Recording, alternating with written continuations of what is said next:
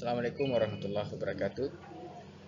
Pembahasan kita kali ini tentang mata kuliah psikolinguistik berkaitan dengan language production. Jadi pada minggu-minggu sebelumnya kita telah membahas banyak hal, terutama berkaitan hubungan antara language and the brain.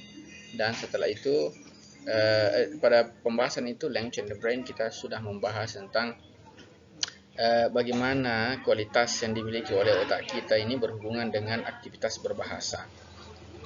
Sebagaimana kita tahu bahwa otak kita ini berfungsi bukan hanya apa istilahnya digunakan untuk berpikir, tapi berkaitan dengan bahasa. Ada beberapa aktivitas yang bisa dilakukan oleh otak kita yang memungkinkan kita untuk berbahasa. Di antaranya yang akan kita bahas pada hari ini adalah language production. Berhubungan dengan language production, kita juga sudah membahas bahwa otak kita terdiri dari beberapa area atau beberapa wilayah di otak kita, beberapa space di otak kita, beberapa area di otak kita yang memiliki tugas dan fungsi masing-masing. Salah satunya adalah language production. Nah, language production ini berdasarkan teori yang kita baca itu terjadi pada wilayah atau area yang namanya Broca's area. Broca's area itu adalah area di otak kita yang bertanggung jawab dalam speech production atau language production. Sedangkan wilayah otak kita yang bertanggung jawab dalam auditory reception dan language comprehension atau speech comprehension disebut dengan Wernicke's area. Nah, khusus untuk pertemuan atau topik kita kali ini tentang language production itu hanya akan difokuskan pada spoken language production. Sedangkan yang berhubungan dengan written dan sign language itu memiliki pembahasan yang berbeda. Sehingga kita tidak bisa mengeneralisasi bahwa proses atau produksi bahasa yang terjadi pada spoken itu memiliki step atau langkah yang sama yang juga terjadi pada written atau sign language. Ya, mengenai language production ini ada 3 langkah utama ya. Walaupun sebetulnya di buku atau teori yang kita baca itu ada 15 langkah atau 15 properties yang terjadi ketika seseorang memproduksi bahasa. Namun pada kali ini kita akan membahas 3 langkah utama ya, 3 atau major steps in language production. Ini berdasarkan pada temuan atau pembahasan yang dikemukakan oleh Lefeld tahun 1989 yang dikutip oleh Griffin dan Ferreira di tahun 2006 dalam buku Introduction to Psycholinguistics. Jadi secara umum language production atau memproduksi bahasa ada 3 langkah utama atau 3 langkah umum yang terjadi pada setiap individu. Yang pertama disebut dengan conceptualization stage atau langkah atau proses konseptualisasi, yaitu apa yang akan disampaikan atau apa yang akan diucapkan, apa yang akan diproduksi ya. Kemudian yang kedua adalah formulation stage atau proses formulasi, yaitu untuk menentukan bagaimana cara mengekspresikan ujaran tersebut, mengekspresikan bahasa atau pesan yang ingin kita sampaikan. Dan yang ketiga adalah articulation stage, yaitu proses mengekspresikan atau proses memproduksi atau proses menyampaikan, mengujarkan ujaran tersebut kepada kepada orang lain ketika dalam proses komunikasi. Jadi saya ulangi lagi, yang pertama ada 3 langkah utama. Ada 3 langkah utama. Yang pertama adalah namanya conceptualization, apa yang akan diekspresikan. Formulation, menentukan bagaimana cara mengekspresikannya. Dan yang ketiga adalah articulation, yaitu ketika ujaran tersebut sudah diekspresikan atau sementara diekspresikan. Nah, 3 langkah utama ini kemudian juga dibagi menjadi beberapa langkah gitu. Nah, pada level konseptualisasi atau apa yang akan diekspresikan, ada step yang disebut dengan prelinguistik ya, atau langkah yang belum berhubungan sebetulnya dengan aktivitas berbahasa ya. Conceptualization stage ini juga disebut dengan pre-linguistic or language neutral stage. Kenapa? Kata language neutral maksudnya sebetulnya aktivitas ini atau stage ini, langkah ini belum berkaitan dengan aktivitas berbahasa. Seseorang baru berusaha membangun konsep dalam pikirannya tentang apa yang ingin dia sampaikan. Ya, jadi baru merencanakan pesan apa yang ingin disampaikan kepada orang lain dalam proses komunikasi. Nah, tentu saja dalam hal ini setiap pembicara, setiap individu berusaha membangun konsep di otaknya tentang apa yang akan dia sampaikan kepada orang lain, ya. Nah, konsep ini saya berkaitan dengan apa yang akan dibicarakan, saya berkaitan dengan objek, ya. Objek atau benda yang akan kita bicarakan, baik benda itu abstrak maupun benda yang konkret. Ya. Kemudian setelah itu kita membangun pemaknaan, ya, membangun pemaknaan atau disebut dengan message planning. Pesan yang kita merencanakan pesan yang akan kita sampaikan kepada orang lain. Tentu saja proses ini terjadi begitu cepat karena dalam proses komunikasi hanya dalam waktu sepersekian detik kita memahami apa yang disampaikan orang. Kemudian pada saat yang sama juga kita berusaha memberikan feedback, ya, memberikan memberikan tanggapan dengan memproduksi bahasa sesuai dengan yang dibutuhkan dalam komunikasi tersebut. Nah, yang pertama, yang kedua, dalam proses ini juga seseorang yang memproduksi bahasa itu melakukan yang namanya generating a word. Generating a word itu setelah melakukan konseptualisasi apa yang akan disampaikan, ya, apa yang akan dibicarakan, maka di situ pula setiap orang berusaha menyesuaikan antara kata-kata yang ingin dia sampaikan dengan ada istilahnya semantic properties and pragmatic properties. Semantic properties itu ya dari kata semantik sebetulnya. Jadi kata-kata yang akan kita ucapkan itu tentu saja mewakili makna tertentu. Ya, mewakili makna tertentu. Tapi jangan lupa bahwa semantic property itu tidak cukup, harus ada pragmatic property. Artinya pesan yang ingin disampaikan itu tentu saja harus berkaitan dengan konteks di mana bahasa atau kata-kata itu diucapkan atau digunakan. Ya, jadi dalam pembahasan linguistik itu kan semantik dan pragmatik selalu berjalan beriringan. Artinya semantik itu in isolated situation, ya, artinya belum ada konteksnya. Tapi dalam proses penggunaan bahasa, setiap manusia, setiap individu yang berkomunikasi harus memikirkan konteks atau situasi di mana bahasa itu akan digunakan. Itulah yang disebut dengan pragmatic properties, ya. Jadi mengkonseptualisasi pesan yang ingin disampaikan sekaligus mengkonseptualisasi maknanya yang akan disampaikan dan kemudian situasi di mana bahasa itu akan digunakan. Nah, seperti yang disampaikan di sini, semantic property itu adalah a speaker decides upon an intention or some content to express, memutuskan apa yang akan disampaikan, ya, kata dan maknanya.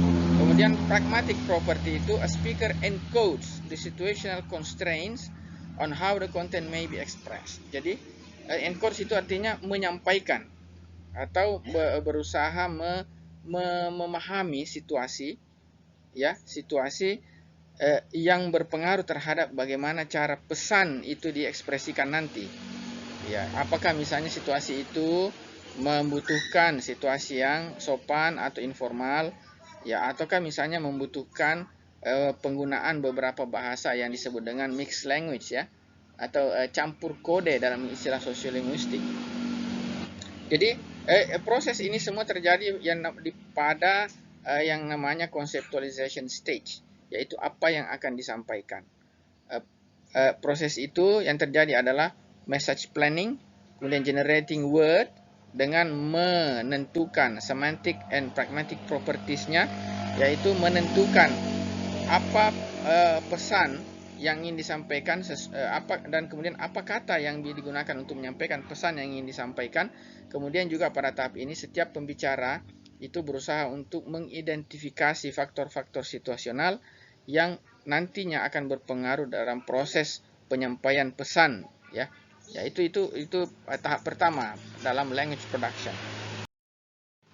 Tahap kedua disebut dengan formulation stage atau proses memformulasi, yaitu menentukan bagaimana cara menyampaikan pesan tersebut atau menyampaikan ujaran tersebut. Pada tahap formulasi ini dibagi menjadi dua, yaitu yang disebut yang pertama adalah word selection stage dan yang kedua adalah sound processing stage, yaitu langkah pemilihan kata-kata dan langkah memproses bunyi sesuai dengan kata-kata yang sudah dipilih tersebut. Nah, yang pertama word selection stage itu deciding which relevant word to use involves selecting a word in one's vocabulary based on its correspondence to semantic and pragmatic specification. Jadi memutuskan kata-kata yang relevan yang akan digunakan, ya, untuk menyampaikan pesan yang sudah dipilih tadi pada tahap konseptualisasi.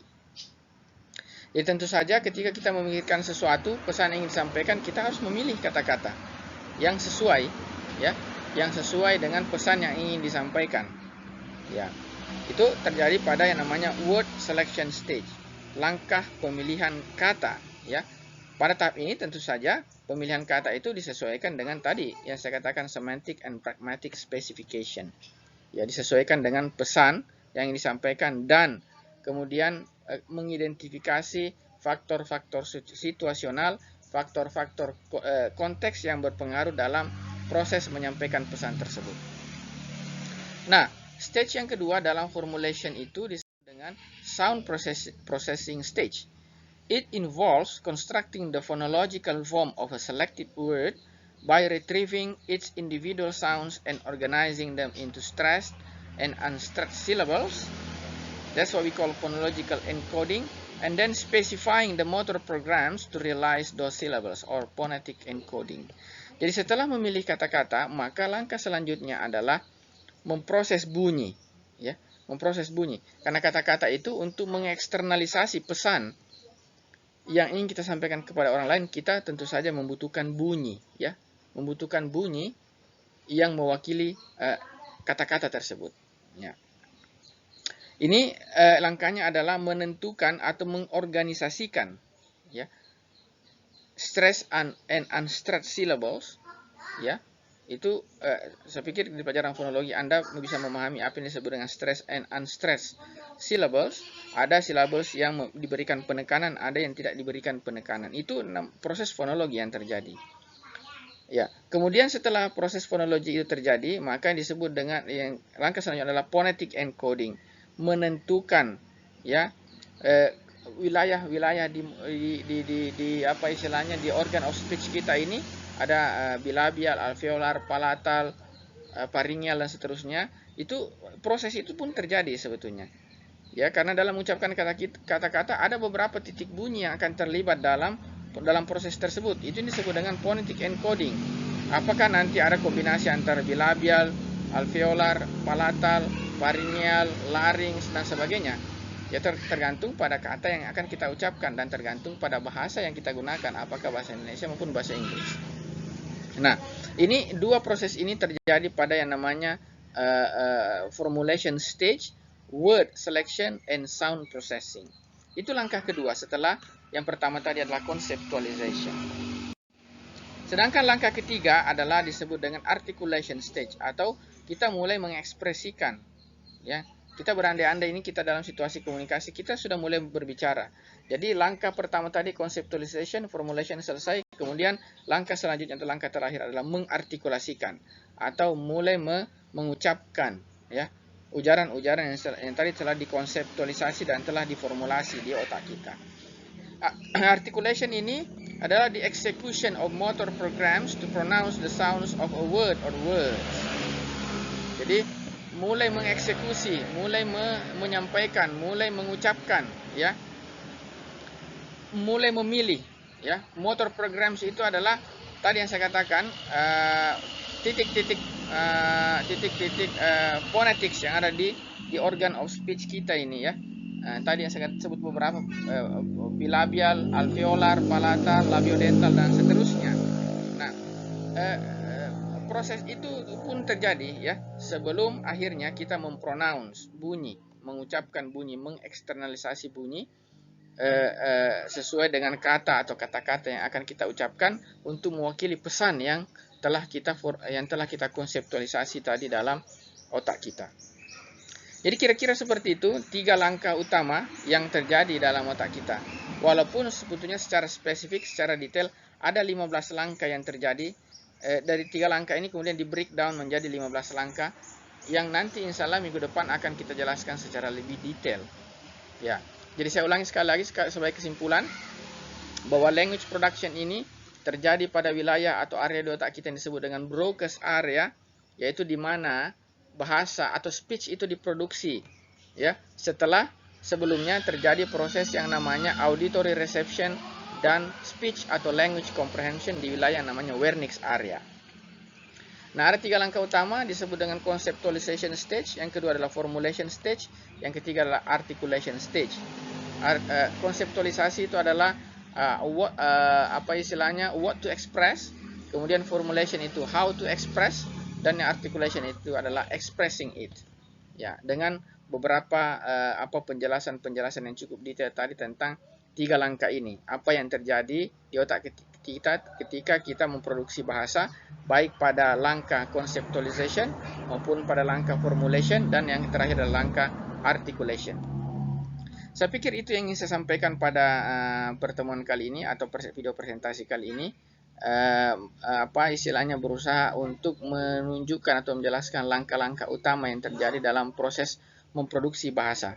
Tapi perlu ditekankan bahwa language production pembahasan kita ini hanya fokus pada spoken language production, yaitu ketika orang berbicara ya, misalnya orang berpidato, orang berdiskusi, orang berkomunikasi in daily life conversation. Tidak masuk dalam language production dalam level writing atau written expression maupun pada sign language atau bahasa tanda ya, atau bahasa yang biasa digunakan oleh mereka atau saudara-saudara kita yang mengalami yang namanya disabilitas. Saya pikir seperti itu, mudah-mudahan bisa membantu kita dalam memahami satu aktivitas yang terjadi di otak kita yang berhubungan dengan bahasa yang disebut dengan language production.